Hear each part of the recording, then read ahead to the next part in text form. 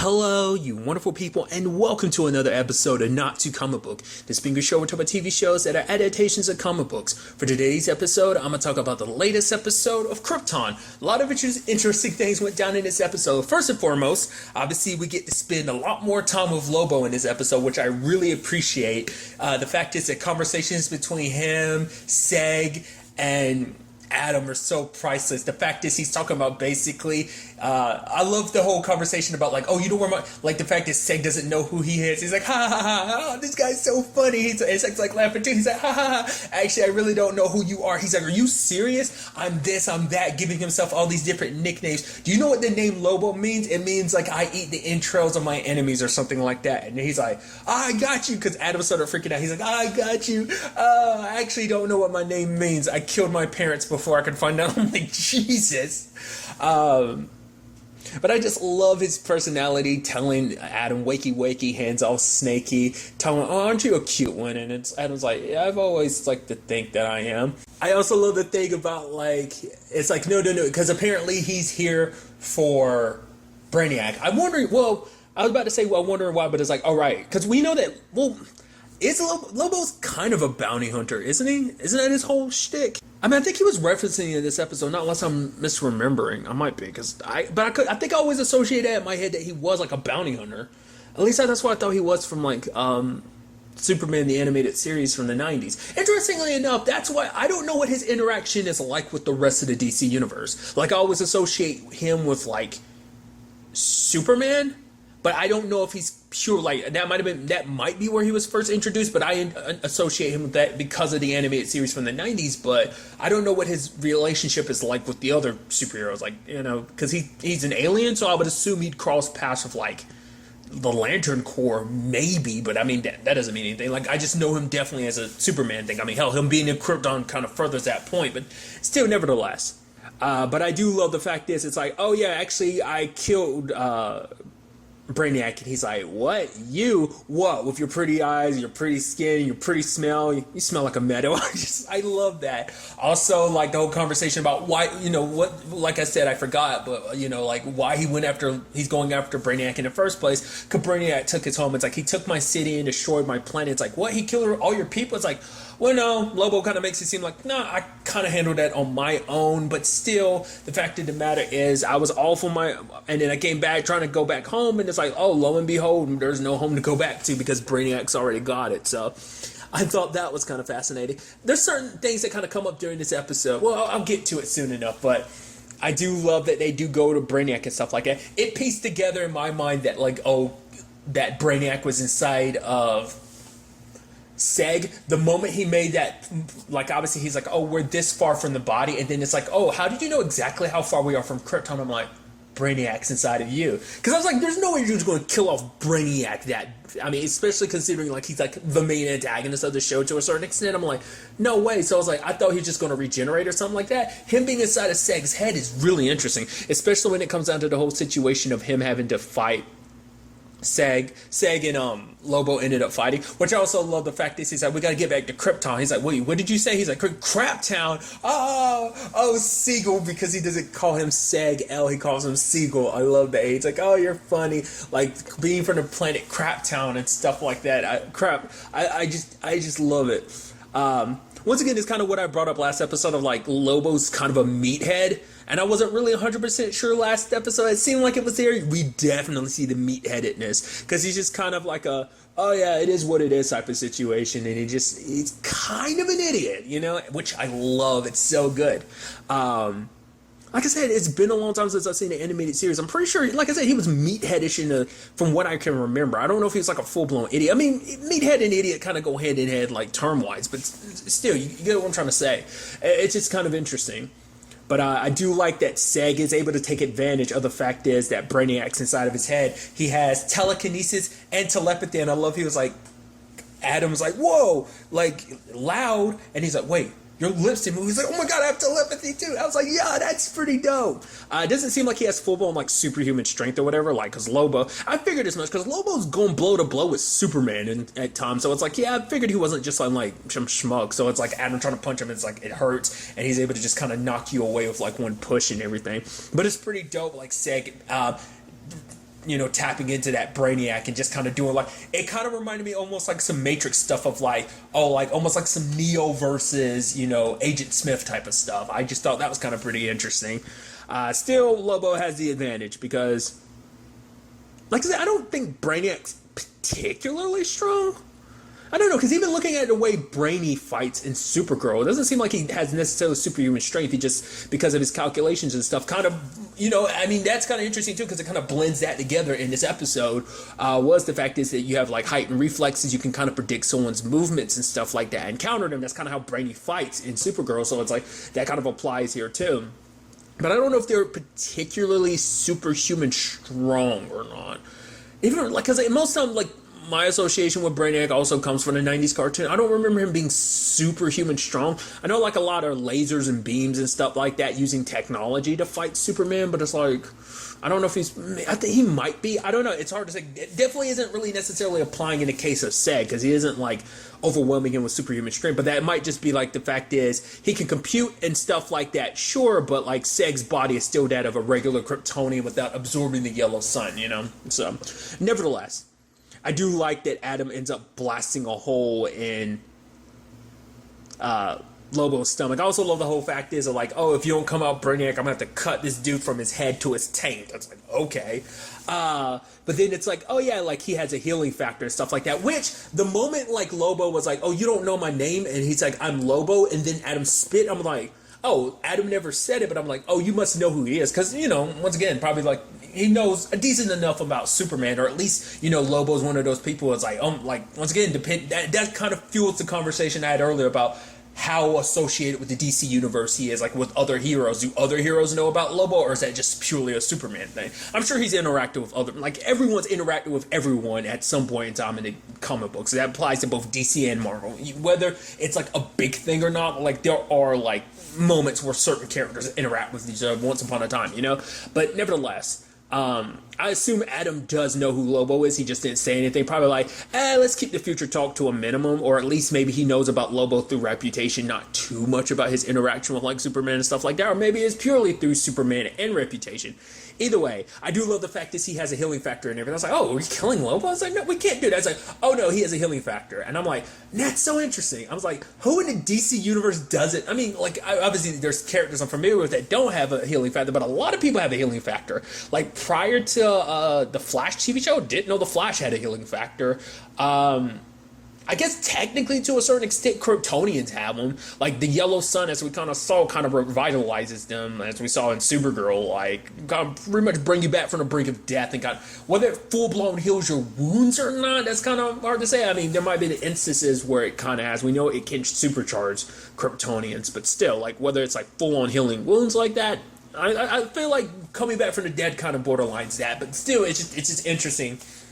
And now Seg has to balance, like, because the whole conversation of like, okay, so like, is it a situation of you and Brainiac are sharing the body or what? Because it is interesting, because Seg's situation is different, because they bring up the whole, the voice of Rao and Rom were all like, they were possessed by Brainiac. They were kind of passengers. He was kind of at the wheel, but at least in this case, it seems like Seg's kind of in control. And I love the whole conversation of like, you are in control, right? He's like, yeah, maybe.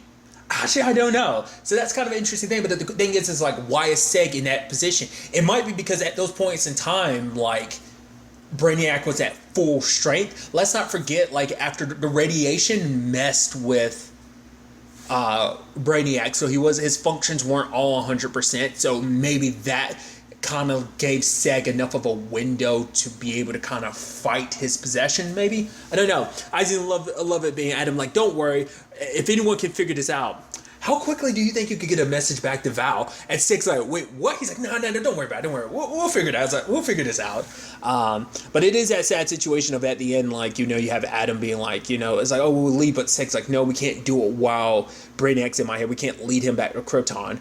Hopefully we can find a way, but if we don't, I need you to kill me. And we see the, Brainiac taking possession more and more of Seg. So it is a situation of, he even said himself, like, they had like 2 hours before Brainiac really took control. So we'll see where things kind of go on that front. Another side of things is what's happening on Krypton with Lyta, because the whole position of like, obviously the people they're sending to fight this war against the resistance, it's like they're just regular people. They're former rankless. They haven't gotten the full-blown Sagittari training, so us sending them out there isn't really going to do as much good.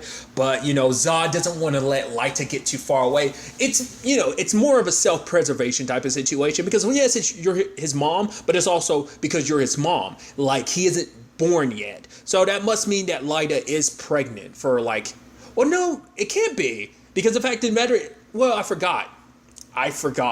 Pregnancy does not work the same way on Krypton. I keep forgetting that because I'm about to say it's been 6 months. She isn't showing. And I'm like, right, because Kryptonians don't give birth like that. So Zod is somewhere in that system. But still, I'm about to say, because like the whole thing of like, oh yeah, he's still here.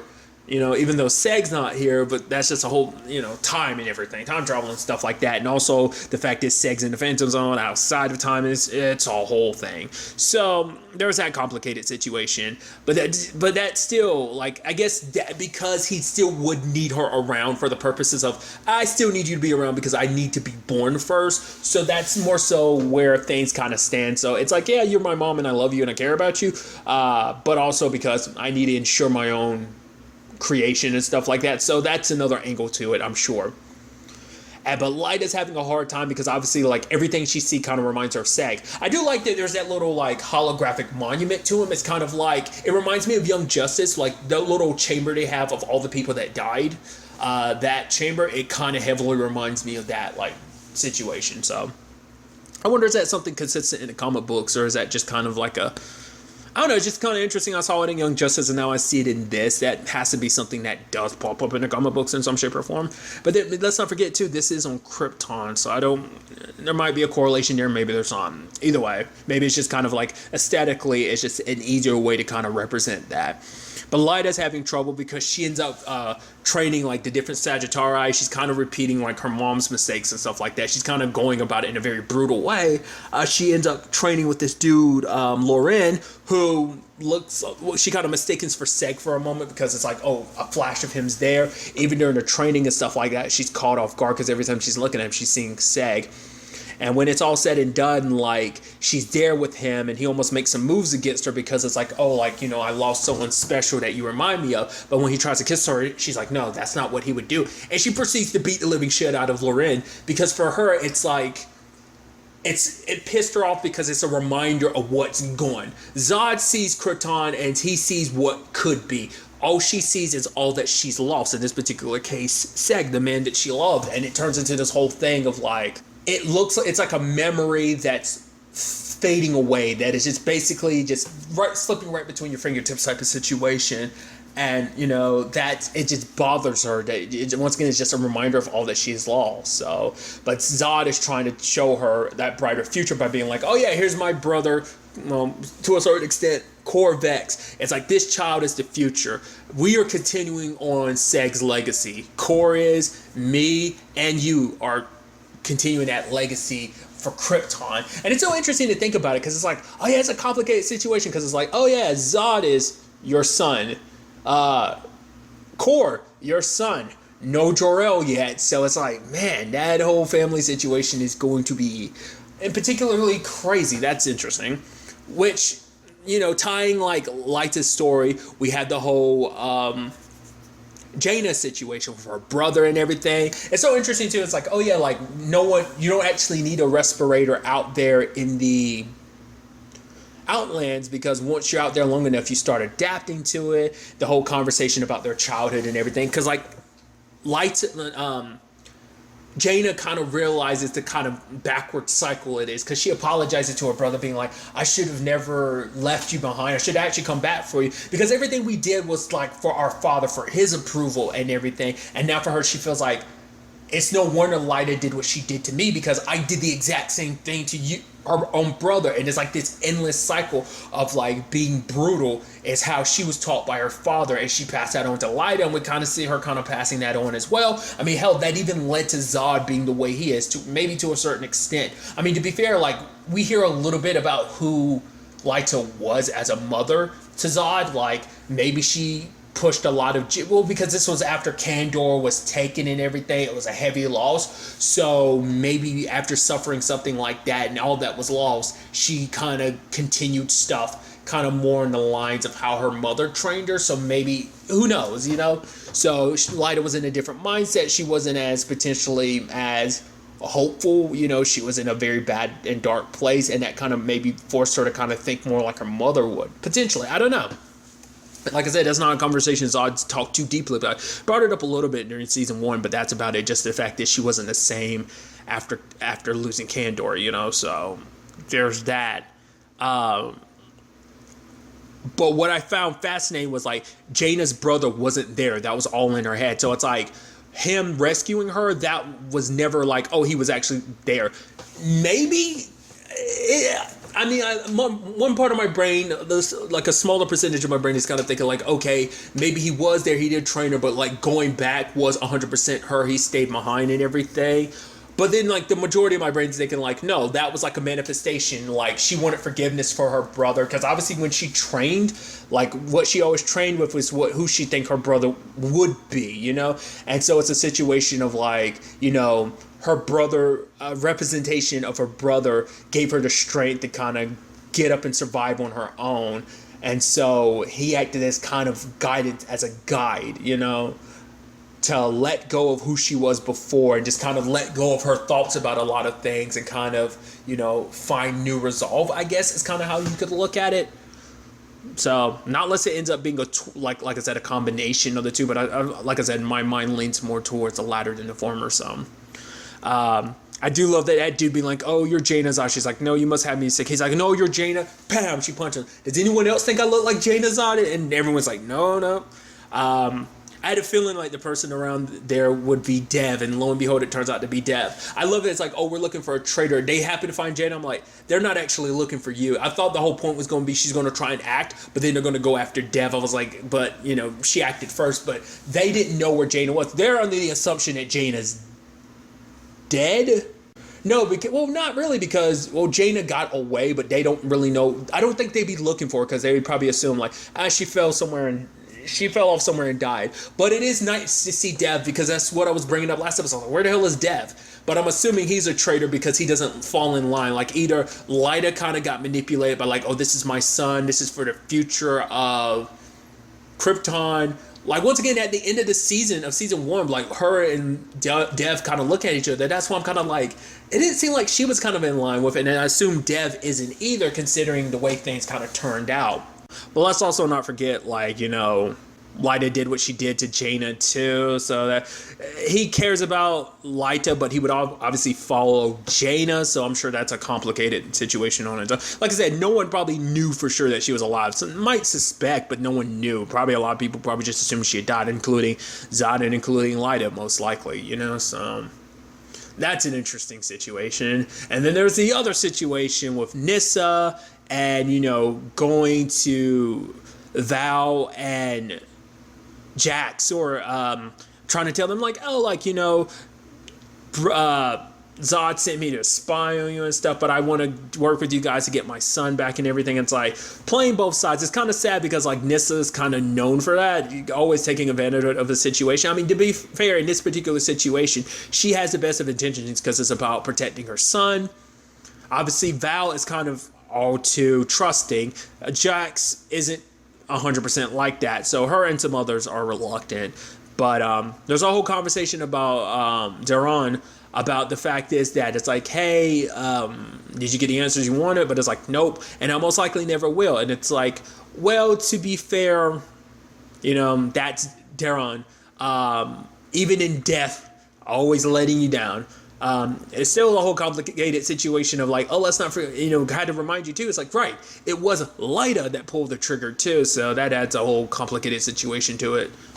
So there's actually kind of an interesting thing that there was a little remark where Lyta was like, oh, he looks just like Seg, and it almost looks like it bothered Zod, because it's like almost like oh yeah, you care so much. It's like, yeah, but what about me? I'm his flesh and blood too. I'm your flesh and blood. I wonder, is there going to be a tiny bit of jealousy of, like, oh yeah, here's Lyta raising this child, and it's like, oh, I'm not around for you to raise and stuff like that. Might be a complicated situation.